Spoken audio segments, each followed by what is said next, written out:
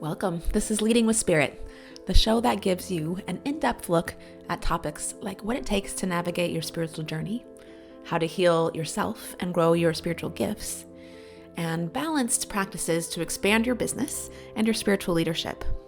I'm your host, Spirit Bird, shamanic teacher, healer, and author, here to guide you on your journey to becoming your most potent spiritual leader.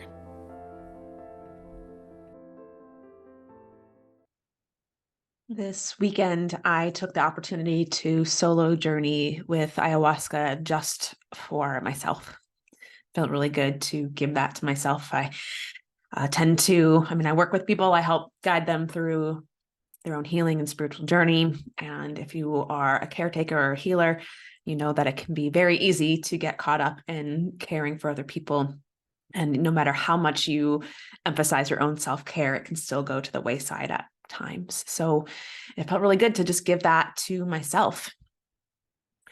I had been circling around some subtle beliefs for quite some time, for the better part of the last few months. Subtle beliefs that I felt were influencing my life in a way that wasn't beneficial. And I could kind of see what they were. I could definitely see their influence. Like I could clearly see sort of the symptoms of these belief patterns that I'd been living by, but I was having trouble seeing what the patterns and beliefs actually were. And with spiritual work, sometimes we can get trapped if we try to go backwards and continue or perpetually try to rework the same story or rework the same trauma. Sometimes we can kind of get stuck in our history.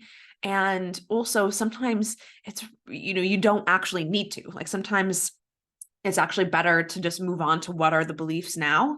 And we don't need to go back and deep dive and pick apart every little thing. And sometimes we do.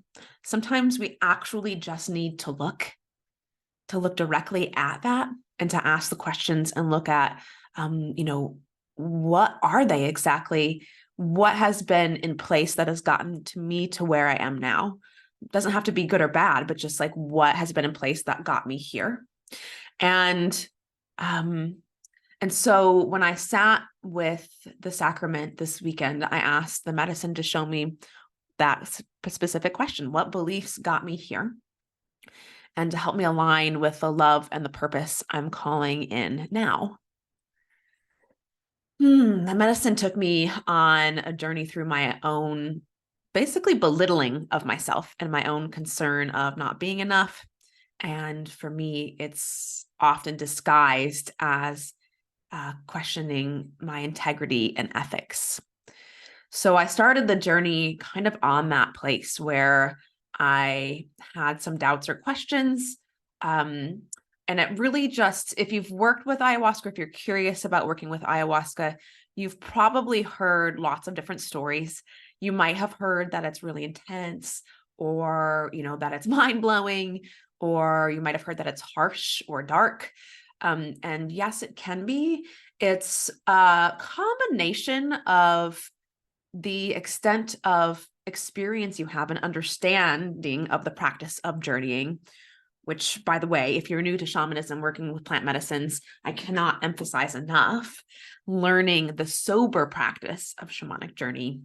And I have a training that shows you how to do that. It's a video training. It's only $7. I'll leave the link in the show notes. But if you're interested in psychedelics, I cannot emphasize enough how learning the sober practice of journeying will make your work with psychedelics completely different and, a lot more easily to digest and integrate. So that being said, the people's experience of it being harsh is dependent on a lot of different factors. It can be if you're in an environment that isn't supportive to you. Sometimes, there's lots of different ways to hold medicine and there's lots of different styles. And there isn't really a right or wrong here necessarily. I mean, there's definitely people that shouldn't be holding it, but there's not necessarily a wrong style. And oftentimes, if you're seeking an experience, a lot of people are looking for like the really big experience. And oftentimes that's actually counterproductive to you. That's why I encourage a lot of people to, find a practitioner through word of mouth or through somebody that has recommended them to you directly. Usually those are much better matches than, Googling and going to a foreign country. That's another story.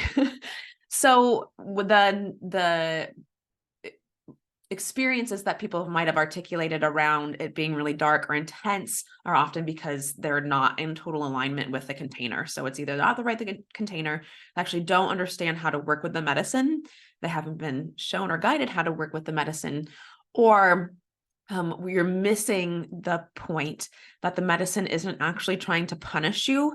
It's just showing you what's happening.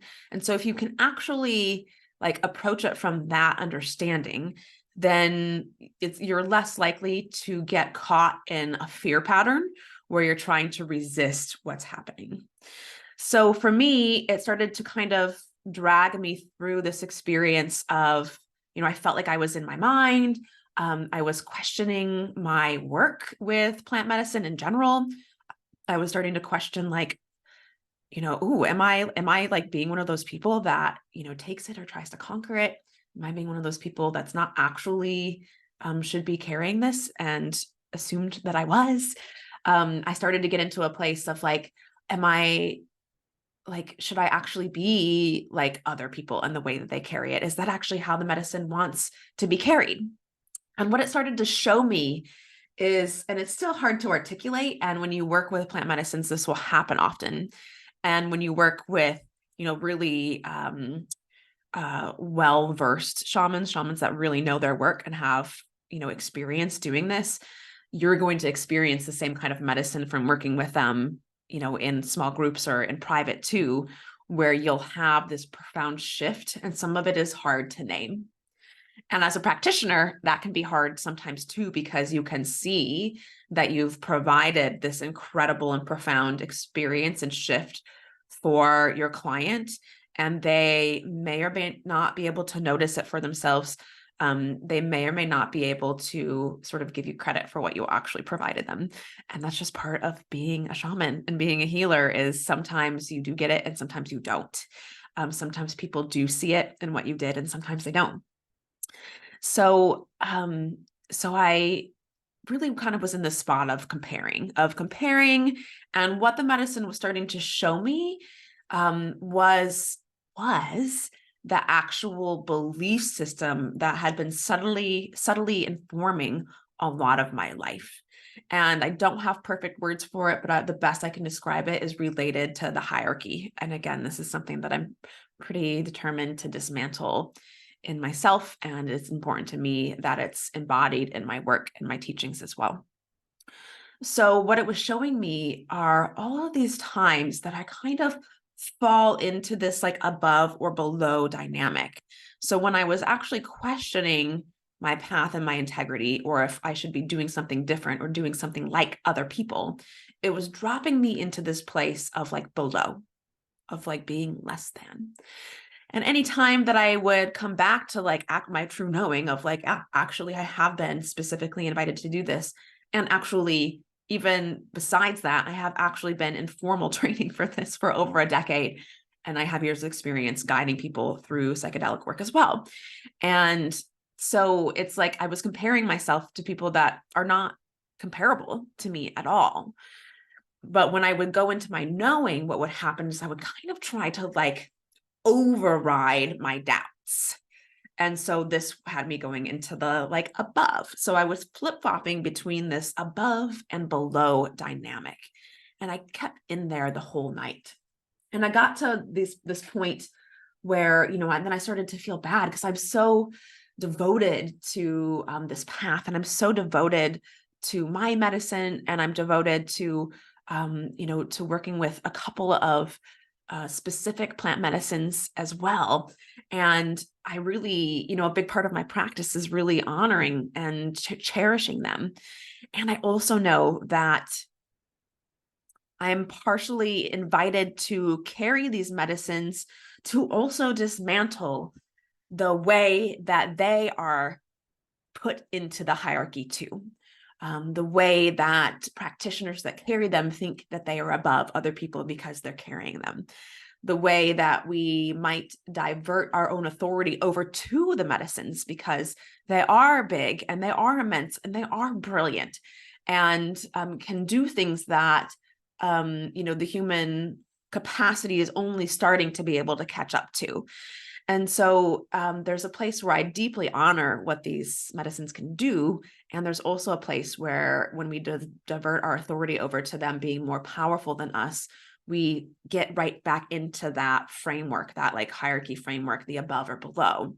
So I found myself sort of like groveling and being like, I'm so sorry if I haven't been treating you the right way, or honoring you the way you wanted to be honoring. And what it was actually showing me is that this is part of that subtle belief system too. And as I watched myself over the course of an hour, probably flip-flop back and forth between these two dynamics, and really, again, sort of understand how much they've interplayed into my life and my mindset, my self-worth, my confidence, the way I show up, how I evaluate other people, you name it. And then I started to notice, like, if you've worked with plant medicine, you'll notice that, your intention really helps drive you and keep you on focus. And when if you're working with a lot of medicine, it can also have a lot happening and you could get distracted easily. And so for me, one of the practices is actually to continue to come back to that intention over and over again. And so as I was coming back to my intention, I kept trying to remember my question. And then I finally realized, oh, actually, one of the things that the medicine is trying to teach me right now is just reiterating the importance of the right question. And so my question in the old belief system was like, oh, should I be holding this? Am I enough? I'm sorry that if I'm not doing it right or honoring you right, or like I know, and nothing can, no one can question me. I even went directly into the question of like, oh, should I be holding this, right? Directly into the fear that I had of like, this feels like it's my life path. And if I even ask this question of like, am I supposed to be holding this? And it tells me no, like that could hurt. Maybe I won't ask the question, but I did. I went straight into the fear. And what I saw at that moment was, oh, the piece that got me out of this old hierarchy dynamic of like, am I good enough? Or I know and I can never be questioned, was to actually just ask the medicine, oh, how do you want me to hold you? And from there, now I have the right question. And then from there, it could actually show me specifically how it wanted me to hold it. And then I purged, as you do with ayahuasca when the teaching is coming in, right? So it actually guided me. If you didn't have experience or understanding of how to navigate these journeys, you might feel like it's punishing you or like driving you, like dragging you through the mud. And this is where working with the right practitioner is really important too, because some of us like need to have that experience. Some of us need to have like kind of like a darker experience. But also some of us spend our time there. We're already always in this like dark self-punishing place. And so the medicine doesn't have to be like that too. And that's one of the reasons I love working with this medicine. And this is one of the reasons I love holding the medicine, is I like showing people that actually there's this whole other side to working with ayahuasca. And it doesn't have to be like that. And especially that little tweak of just understanding how the journey process works. So I could see that even though this is uncomfortable for me to be in this place of like all of the doubt and the flip-flopping, it was also just showing me this is the old belief you were in. And then as my intention was, I asked to align with the love and purpose I'm calling in. And it started to show me, here's the right question. And this is what alignment looks like. And it also, there are, of course, a gazillion other teachings in here, and I'm going to try to kind of stay on focus here as much as I want to share all of the other insights and pieces of clarity that came in and healings that came in. But once I purged as that teaching was coming in, then from there, it opened me up to giving me the experience of that being in alignment. And it was bringing me basically back and forth between really like showing me the extent of my medicine, like really showing me, it showed me my own medicine, who I am and what I offer. It showed me the generations of magic that I carry in my body, the richness of the wisdom that I teach, the truth of what I embody. It showed me the immensity of the power that I carry. It showed me what that can sometimes feel like to other people. So it both reinforced, like, yes, this is truth. This is you. And this is the extent of your power. And let me embody that. And it also showed me, like, yes, sometimes that is also overwhelming to people. And the little piece that came in there was like, and this might be especially helpful to you if you sometimes experience these reflections of you being too much, that it's less about if you're receiving feedback from people that you're too much or to slow down or stop. It's actually less about that you are too much. And what they're actually saying is, this is the extent of the capacity that I have. It's less about you and more about naming their own boundary. And it's not a boundary to keep you out. It's a boundary for them that's like, whoop, we just reached this spot where I don't have the capacity for any more. So it also showed me this and showed me how I can be a little bit more conscious to use this in the correct way, right? And it also showed me that one of the ways that because I've been in tune with this part of my power for a long time, and sometimes I'm still hesitant, really, because I am afraid that I might overwhelm people. I am afraid that I might be too much or too intense, or that if I really showed up in the truth of who I am, that other people might not be able to meet me there. And what I realized actually is that what I have been seeking is that boundary from others. And if I can actually trust that other people can name their own boundary, can name their no, can name that this is enough for them, that gives me the safety to show up in the fullness of who I am. Because now I can trust that other people will name when I've hit their boundary instead of me having to try to go into their own consciousness and guess to see if I am managing it correctly or try to manage it for them. So, so in this moment, it also reinforced again that I've been invited to carry ayahuasca specifically as a medicine, how it wants me to do it. That part of my purpose with it is to dismantle it as this like place where we sort of praise it and we give it we move back into this like hierarchy structure where our praise of it is actually the subtle way that we are trying to align with that we are better because we are holding it. Or because we're good at it, or because we work with it, or whatever it might be. And I could start to see the depth of my sacred mission. And also, some of it's uncomfortable. Some of it isn't as shiny as I might want it to be, or as my ego might want it to be. But I can also, I understand partnership with medicine, and that working well with anything is all about partnership, where your authority is showing up with their authority and communicating from that point versus, again, this old dynamic where one is sort of has the power and the other one has to figure out how to get into agreement with the power instead of us meeting and being in partnership. And so, yes, it's inviting me to hold it in this certain way. And it was giving me the opportunity to check to see if I'm in agreement with that and, and to meet it there. So I want to shift a little bit here. So I had 3 experiences recently where someone I knew who had been inquiring about working with me, either, through my personal work or, wanting to work with me for ceremony, and ended up bringing in someone else instead of choosing me, and then having a bad experience. And it's a tricky spot. So that was happening alongside of me holding space and ceremonies and having some really powerful experienced practitioners reflecting or saying that our ceremonies have been some of the best that they've experienced.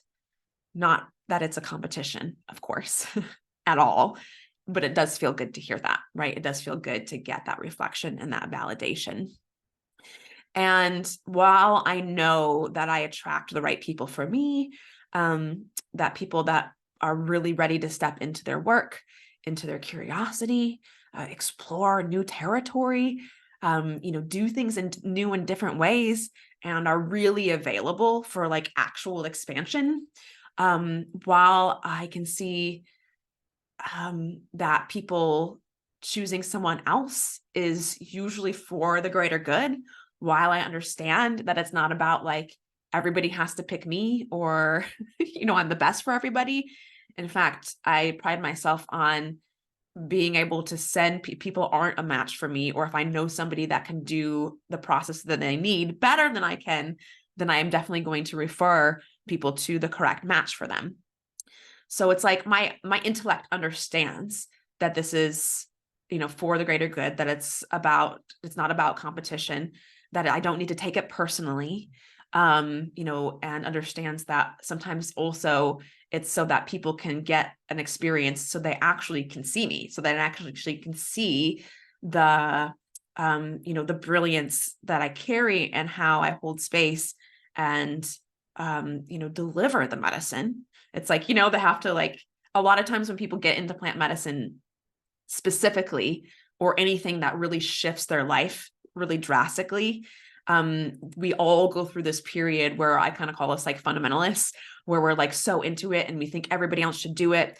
And also when we are in this phase with plant medicine, which is also usually in the first couple of years, a lot of people think that because they've gone to a couple of ceremonies and they think they can do it. They don't actually understand like what all is involved in holding and carrying it. And or they're so enthusiastic about it that, they don't bother to look. They think that, it's just the plants. And again, the plants are a huge part of it, but it is a partnership. It's not just the plants either. So I've certainly seen a lot of people kind of go in too soon or too fast or think that they can hold it. And I've seen other people that, want to bring in facilitators or want to have an experience, and they choose the wrong facilitator because they don't understand the right questions to ask, or they're looking for somebody that's cheaper. And then they have a bad experience. And again, so my point is, while I understand that even those experiences can be good, as long as there's no like real harm done, oftentimes for me, it's actually showing those people my value, and I didn't even have to do anything. Right. But my point is that even though I can understand that intellectually, it still hurts a little. It still hurts to feel like, I'm here offering these things, and we've even had conversations about it. And you've even, you invited me, you sought me out, and then you kind of like went in secret and worked with somebody else and then had this bad experience. It hurts a little bit. My ego hurts a little bit to sort of feel like someone else was chosen over me, especially when, I know that I have so much care and so much love for you. And I also have a lot of integrity with myself and this work. And so the point, like in these moments where we, can feel this hurt, and this might apply to something else in your life. Probably if you're listening to this, it does apply to something else in your life. In these moments, the point is not, of course, to beat myself up about how I'm having a low level experience and I should be past this, my little ego getting hurt. That is not the point here. That is more of that old hierarchy of like, oh, bad you shouldn't even be feeling this, and in those moments, it's also not the point to try to explain away the feelings in favor for the teaching, to explain away that hurt that's there, because we know it's for the greater good. And the medicine here really is to feel it both at the same time. The wiser teaching and understanding and the human pain at the same time. And so from here, with this like deeper and newer embodiment and understanding of how that hierarchy was working in me and how I can get into alignment with what it is that I'm actually calling in, now I have that freedom to do it.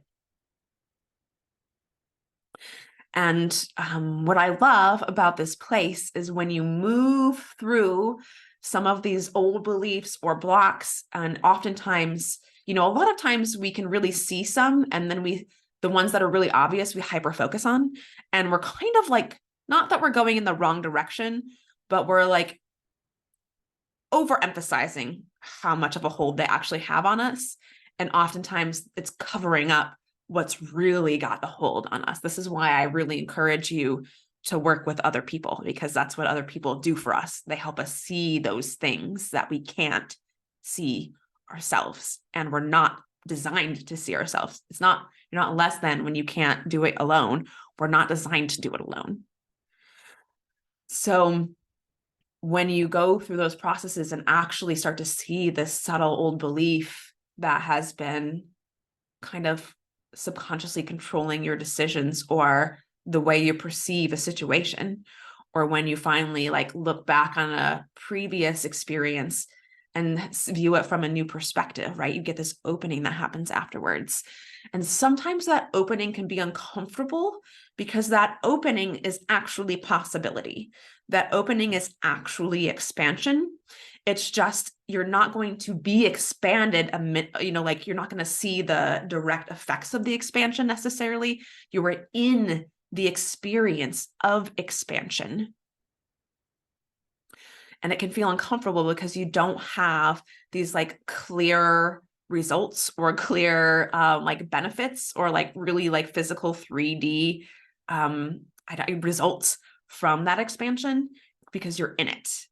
And where we get lost is we try to put something in that expansion. It can feel like emptiness because the questions bring us out of what we equate as being our knowing or our control. Now we're in this new territory. For me, some of that new territory is like, oh, okay, I can see the power that I'm carrying. I can see how I will like show up and kind of shapeshift to be the kind of teacher somebody's calling in based on what they are. I can see how that's part of my genius. And I can also see how there's a potential for a very big shadow there, very big shadow there. And the shadow would be if I go into that and being like, well, that's who I am. And instead, this expanded state that I'm in is a new question. I don't want to be that kind of teacher. What is a new way? And I don't know that yet. That's where I am. This is the expansion that I'm in, is getting to experience what that's like. And so my job here is to not fill that expansion, to not fill the possibility, to not fill this void with something that then collapses it and closes down the potential and the possibility. That would look like filling it in with a conclusion. That would look like filling it in by going back into punishing myself for any time I do anything wrong. That could look like, trying to jump into action immediately. And instead, I'm actually just really tending this space and letting it stay open so that I can essentially allow it to become a portal or a threshold that I walk through. And then once I walk through it, I would be in a new place with new questions. And this is the journey. So I think I'm supposed to have some kind of conclusion for you. And I don't. This is the medicine. This is part of my medicine of walking you through the journey. I'm sure, again, if you're listening to this, then you, I'm sure, have matches to where some of these teachings have met you in your life. And again, if you are interested in working with psychedelics and it's new to you, I cannot recommend enough learning how to do sober shamanic journeying. It's a practice I compare it kind of to meditation, except for instead of remaining still and observing what comes across our awareness, when things come across our awareness, we follow them instead. And I know that's a little bit vague, but as you do it a couple times, it'll make sense. And so I have this beautiful training for you. It's pretty in depth. I give you some instructions about how it works. I actually drum for you, and then you'll witness some of the integration and pulling the parts out of how it works. And it also includes a little bit more about shamanism and the shamanic path. So it's a really beautiful guide. It's only $7. I'll leave the link in the show notes here, or you can always DM me and I'm happy to share it with you that way as well. Thank you so much for joining me today. I'll see you next time. Welcome to today's member query episode, where we explore questions about spiritual paths, intuitive gifts, growing a spiritual business, and shamanism. If you have a question for us, send us a DM at Holton Healing Arts.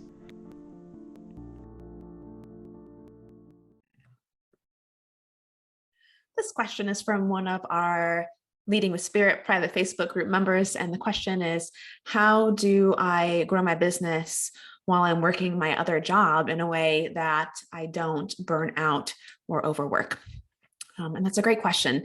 And I actually, before I answer that, I want to start with something even before that question, which is a lot of times when we awaken or we learn some more things, we get this like call to jump forward and offer our services, offer our works, right? We get excited about what our vision is. And so we try to jump headfirst into it.